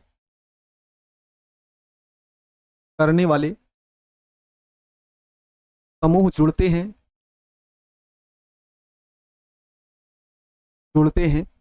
तो कार्बोक्सिलिक अम्ल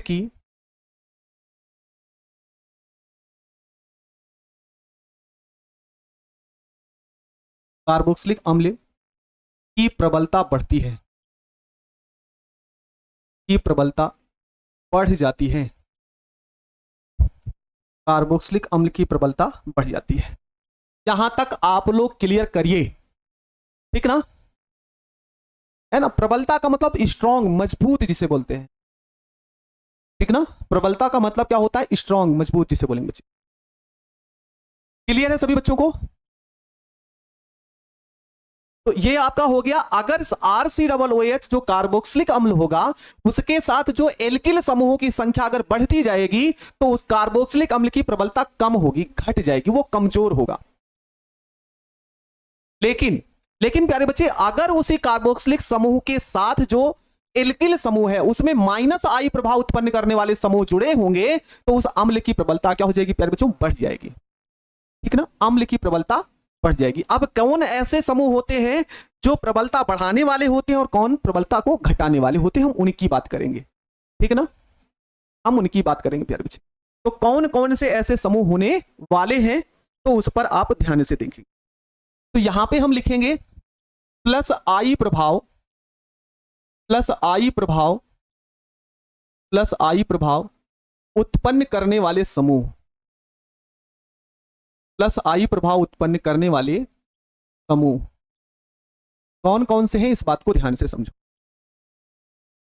यहां पे देखिएगा एल्किल समूह जो होता है CH3 का होल ट्वाइस C, फिर उसके बाद CH3 थ्राइस हो गया, ये ट्वाइस होगा बच्चे, CH3 का होल ट्वाइस इंटू CH, फिर उसके बाद होगा CH3, फिर CH2 और फिर लास्ट में होगा प्यारे बच्चे CH3। ठीक है प्यारे बच्चे, देखो ये प्लस आई समूह उत्पन्न करने वाले समूह हैं। अगर ऐसे भी ना समझ में आए तो प्लस आई प्रभाव होता क्या है, जिसमें एल्किल समूह ज्यादा हो प्यारे बच्चे। ये देख रहे हो ना CH3 CH3 CH3 CH3 है ना, जिसमें CH3 की संख्या ज्यादा हो, R का मान ज्यादा हो, वही प्लस आई प्रभाव उत्पन्न करते हैं।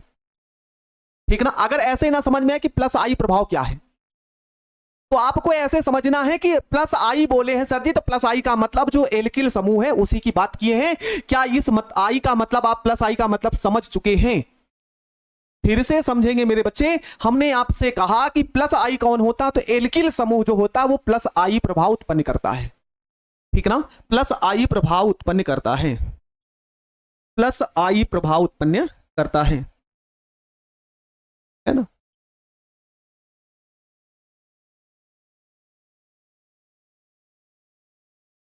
ये होता है प्यारे बच्चे, जो आप तभी से पूछ रहे हैं कि ये आई है क्या बच्चे, तो आई यही है बच्चे जिसे आप लोगों ने 11वीं क्लास में पीरियडिक प्रभाव के नाम से जाना था,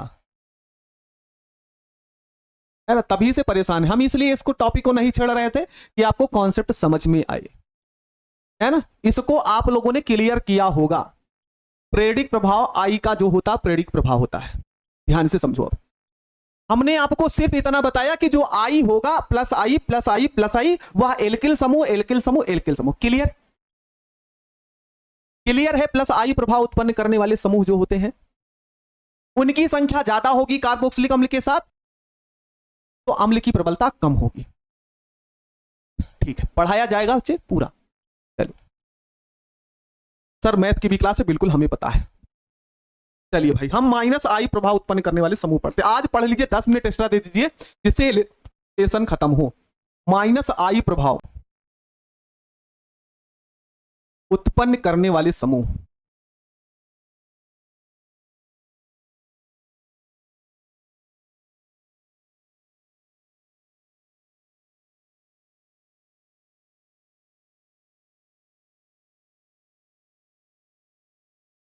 माइनस आई प्रभाव उत्पन्न करने वाले समूह कौन कौन से हैं प्यारे बच्चे, ध्यान से समझिएगा,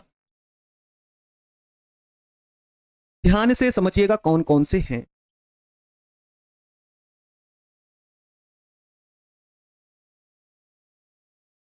जैसे प्यारे बच्चों NO2 है, ठीक ना। NO2 जानते हैं आप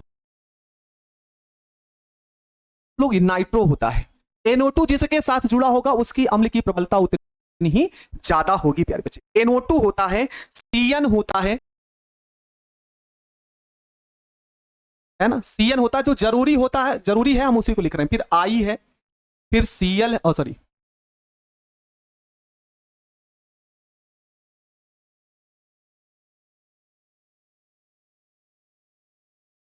है ना, जो जरूरी है हम उसी को ही लिख रहे हैं। जरूरी होता है प्यारे बच्चे, उसी को हम लिख रहे हैं। तो यहां पे आएगा हैलोजन समूह F, फिर उसके बाद Cl,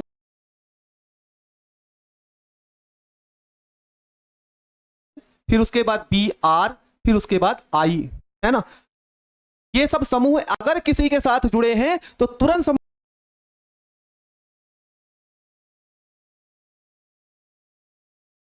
जाइएगा वो माइनस आई प्रभाव उत्पन्न करने वाले होते हैं। और माइनस आई प्रभाव जो भी उत्पन्न होना है प्यारे बच्चे, जिसके साथ जुड़े होंगे उसकी क्रियाशीलता उतनी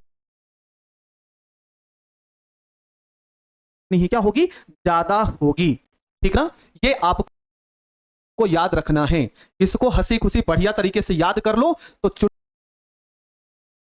चुटकियों में आप हर एक क्वेश्चन को खत्म कर लेंगे, खत्म कर लेंगे आप लोग। मेरी बात 5 मिनट का समय और दो बच्चे, बढ़िया तरीके से है, समझ में आएगा। मैथ का भी क्लास करना, वो भी करना बिल्कुल बच्चे, हम छोड़ देंगे समस्या आपका। अगर आपसे प्लस आई कहेगा तो एल्किल समूह ढूंढना है, ठीक। अगर माइनस आई प्रभाव देखना है तो NO2 CN FCl BR और आई, इसको देखना है। अगर आप इस बात पर सहमत हैं कि सर हम माइनस आई प्रभाव और प्लस आई प्रभाव देख लेंगे तो हम हर क्वेश्चन को धुआं धुआं कर देंगे, मात्र 10 मिनट लेंगे, उसके बाद क्लास खत्म कर देंगे। जल्दी से बताओ क्या क्लियर है आप लोगों को प्लस आई प्रभाव और माइनस आई प्रभाव, ताकि हम मुझे प्लस आई प्रभाव और माइनस आई प्रभाव में जाएंगे तो बहुत बड़ा लंबा टॉपिक है, वहां पे आप कुछ कर नहीं पाओगे। इसलिए आपको इस बात को समझना है कि हमको अम्ल की प्रबलता निकालना कैसे, बस वही से।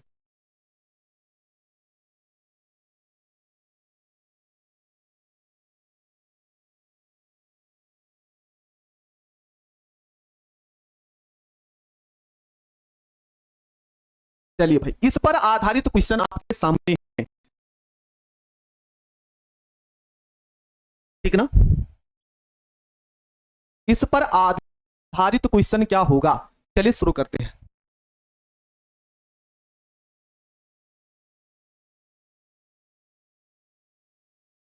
है ना, कैसा क्रम लिखना है, तो जैसे क्वेश्चन हो गया HCOOH, जैसे लिख दिया गया CH3CH2 COOH,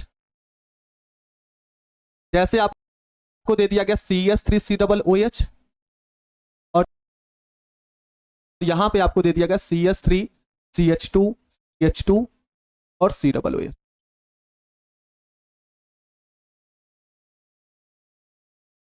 में सबसे प्रबल अम्ल, में सबसे प्रबल अम्ल बताओ, स्ट्रॉन्ग एसिड बताना है आपको। में सबसे प्रबल अम्ल, जल्दी बताओ।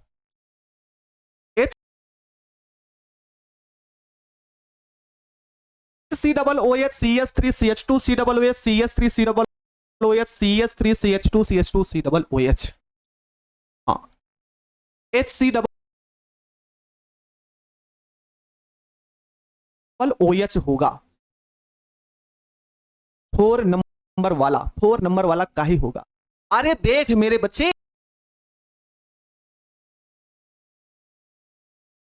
अभी तो हमने बताया कि ये COOH समूह है ना, यही तो बताए। यहां पे COOH है, यहां पे भी COOH यहां पे भी है, और यहां पे भी है, और सबके साथ हो क्या रही है, कौन सी घटना हो रही है, तो एल्किल समूह बढ़ रहा है।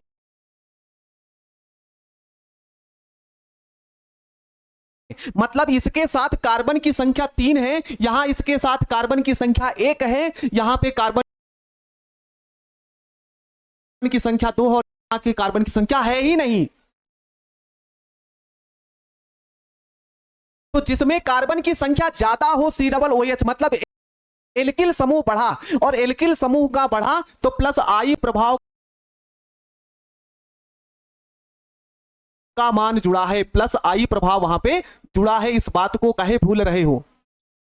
यहां पे देखो ना, यहां पे तो हमने यही लिखवाया कि RCOOH के साथ एल्किल समूह प्लस आई प्रभाव उत्पन्न करता है तो कार्बोक्सिलिक अम्ल की प्रबलता कम होती है,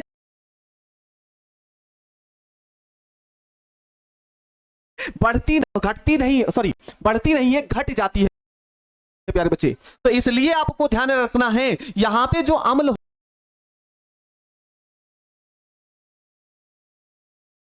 होगा आपका प्रबल अम्ल पूछा जा रहा है, तो उत्तर होगा HCOOH, ये उत्तर होगा आपका।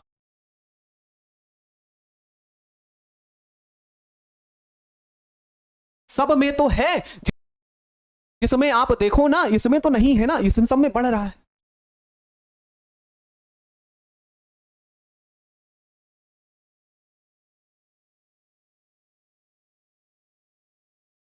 इसका क्रम जो होगा इस क्रम को भी लिख देते हैं, है ना, बढ़ता क्रम HCOOH होगा। फिर उसके बाद किसका होगा, तो CS3COOH का होगा। फिर उसके बाद CS3C2COOH का होगा।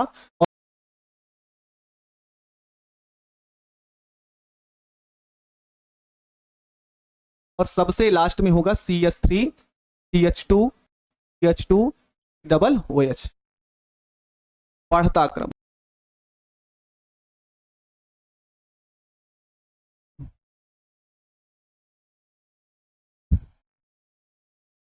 Sir repeat please.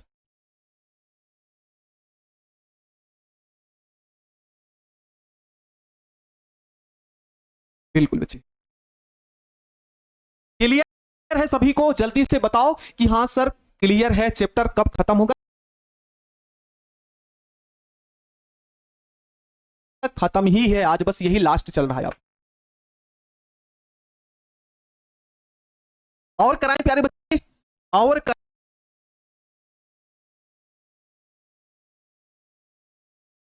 कराएं आपको क्वेश्चन? तो जल्दी से बताओ, जल्दी से कहिए कि हाँ सर क्वेश्चन और बताया जाए।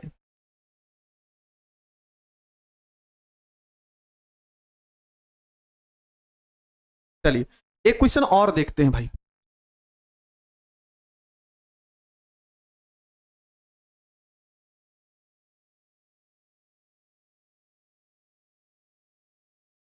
एक क्वेश्चन और, FCH2OOH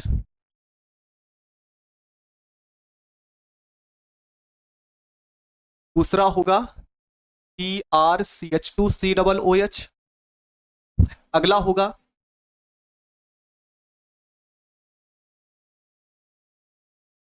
ElCH2COOH और फिर ICH2COOH। चलिए इसमें बताओ सबसे प्रबल कौन सा है? सबसे प्रबल,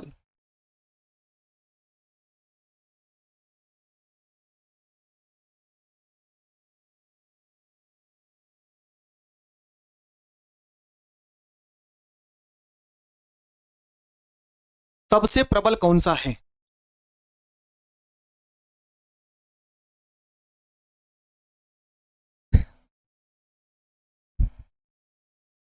माइनस वाला, माइनस वाला, माइनस वाला, माइनस।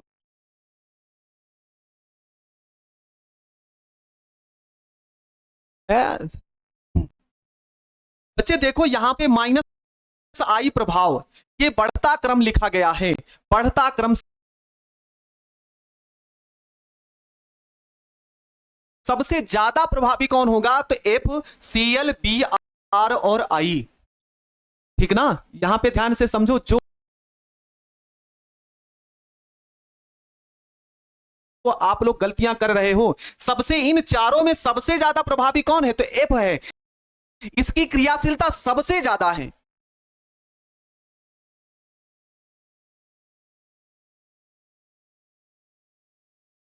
है ना? इसमें सबसे ज्यादा क्रियाशीलता F की ज्यादा है, तो ज्यादा प्रभावी कौन होगा माइनस वाला? तो F वाला होगा ना।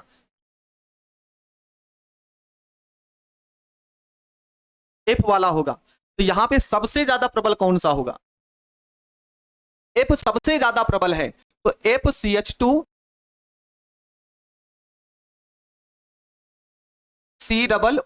क्योंकि ये -I ज्यादा प्रभाव करता। फिर दूसरा कौन सा होगा? ClCH2COOH।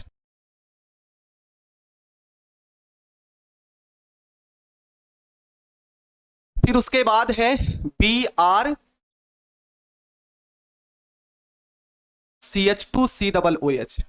फिर लास्ट है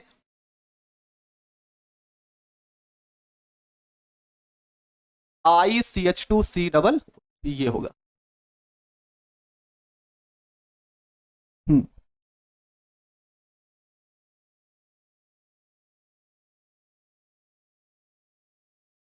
आई नहीं होगा, यप होगा, है ना? गुरु कुमार शर्मा बच्चे, यहां पे जो एफ की बात हो रही है, एफ एफ, सीएल, यहां पे बी आर आई और एफ, इन चारों में से एफ सबसे ज्यादा प्रबल है, उसकी शक्ति ज्यादा है प्यारे बच्चे, और सबसे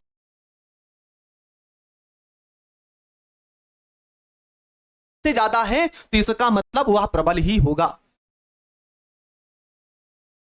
क्लियर है?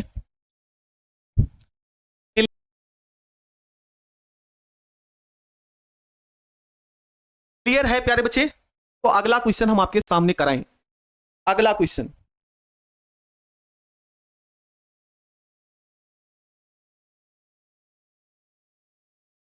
अगला क्वेश्चन, अगला क्वेश्चन आपके सामने है प्यारे। सी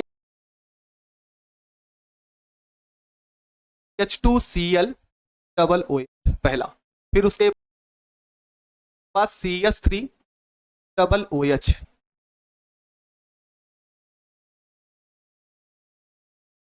उसके बाद CCl3 T double O H, और यहां पे आपका आ जाएगा CHCl2 C double O H में सबसे प्रबल,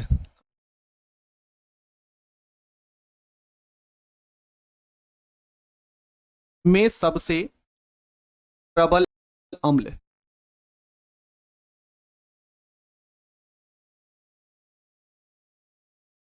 जल्दी बताइए।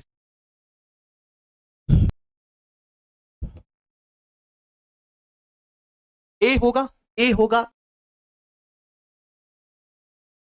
ए होगा, ए होगा, कहां से ए होगा? अब से एक भारतीय बेटे बिल्कुल सही, CCl3 C double O H होगा।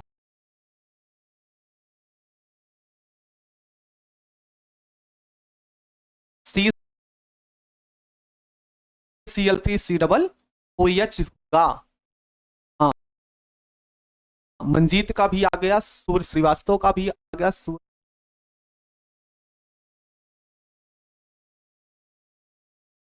नेहा यादव सी बता रहे, सी, सी वाला सही। सचिन कुमार बच्चे आप देखो,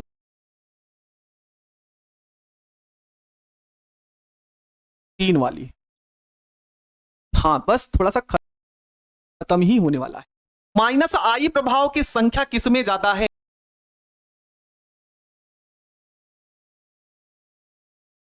माइनस आई प्रभाव किसमें ज्यादा है? माइनस आई प्रभाव किसमें ज्यादा है? आप ये देख लो बस, माइनस आई प्रभाव किसमें ज्यादा है, इसी बात को ध्यान में रखना है। और माइनस आई प्रभाव, यहां सीएल की संख्या 3 है, यहां 2 है, यहां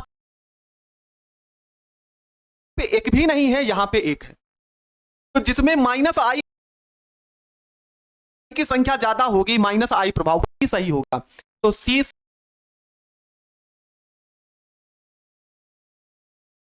CL3 C double O H मान ज्यादा होगा, फिर उसके बाद CHCl2 C double O H होगा,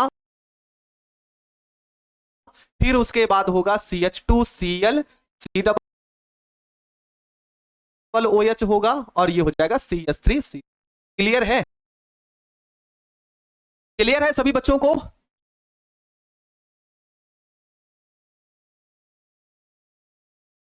क्लियर है तो हम आगे बढ़े भाई, बस 5 मिनट का और समय लेंगे आपका हम।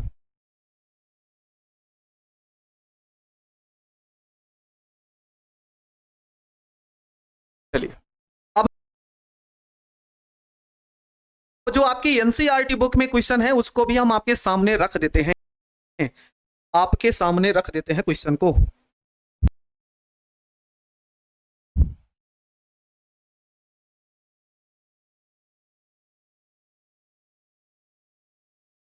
आपके सामने क्वेश्चन आ रहा है, बस 1 मिनट।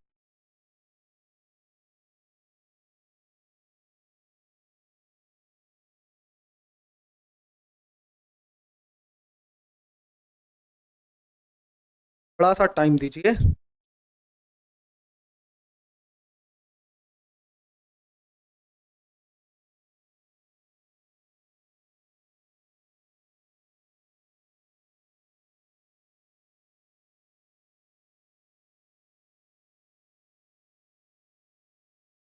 बस बच्चे 1 मिनट क्वेश्चन लिख लेते हैं। सर और सवाल दीजिए। बिल्कुल बच्चे 1 मिनट, क्वेश्चन तो मिल जाए आपका।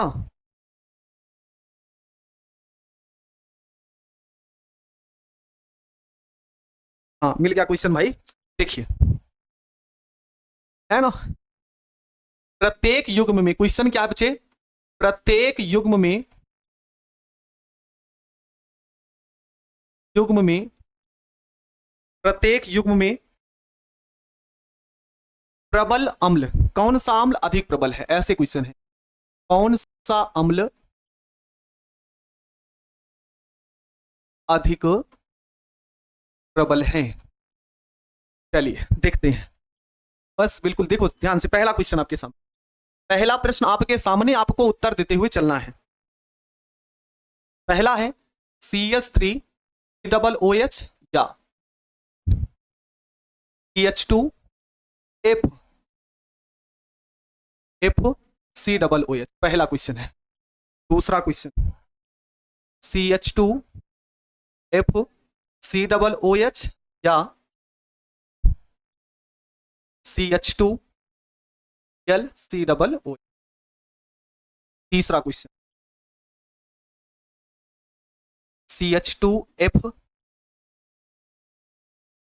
H2 C डबल H या CH2 CH F H2 C double OH। हाँ ठीक है, क्वेश्चन नंबर चौथा यहां पे आ जाएगा।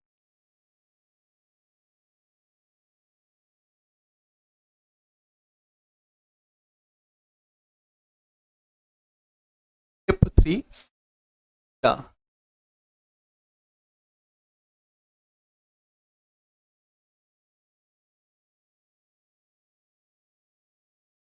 चलिए भाई,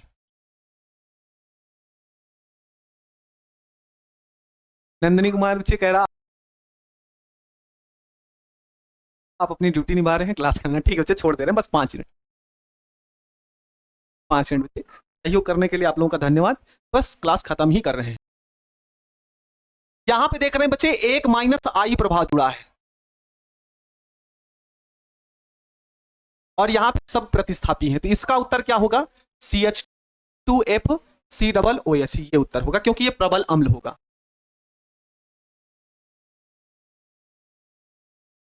दूसरे वाले में क्या होगा, तो एक F यहां पे है और एक Cl यहां पे है, तो आप जानते हैं F ज्यादा क्रियाशील है Cl की अपेक्षा, F ज्यादा क्रियाशील है Cl की अपेक्षा, इसलिए यहां पे जो उत्तर होगा इसका CH2F C डबल OH होगा। ठीक ना। हाँ, फिर उसके बाद इस दोनों में देखना प्यारे बच्चे, F यहां पे जुड़ा है और F यहां पे जुड़ा है ना, तो यहां पे F कितने नंबर पे, पहला दूसरा तीसरा और ये चौथा। यहां पे F कितने नंबर पे, पहला दूसरा तीसरा और चौथा।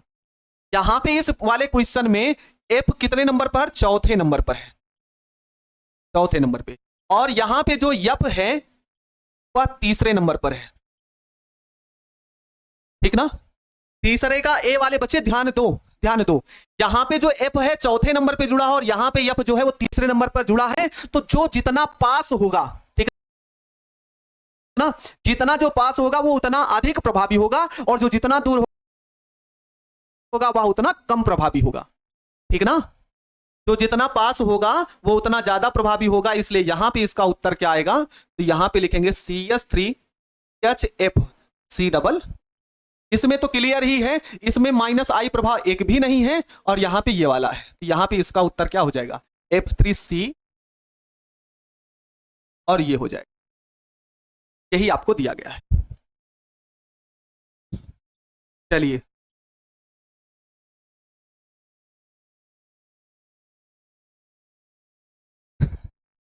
क्लियर है सभी बच्चे, तो ये लेसन आपका खत्म हो गया बच्चे।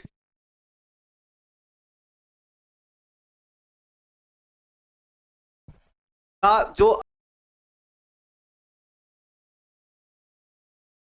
आपका ये वाला चैप्टर है ये भी खत्म हो गया। कल आपका इसके ऑब्जेक्टिव क्वेश्चन जो विकल्प वाले क्वेश्चन है उनको कराएंगे, तो आप लोग लोग क्लास को जितना भी पढ़ाया लिखाया गया है आपको उस बात को बढ़िया तरीके से ध्यान देंगे आप, है ना, उसको बढ़िया तरीके से याद किए रहिएगा। और हम कल कभी सभी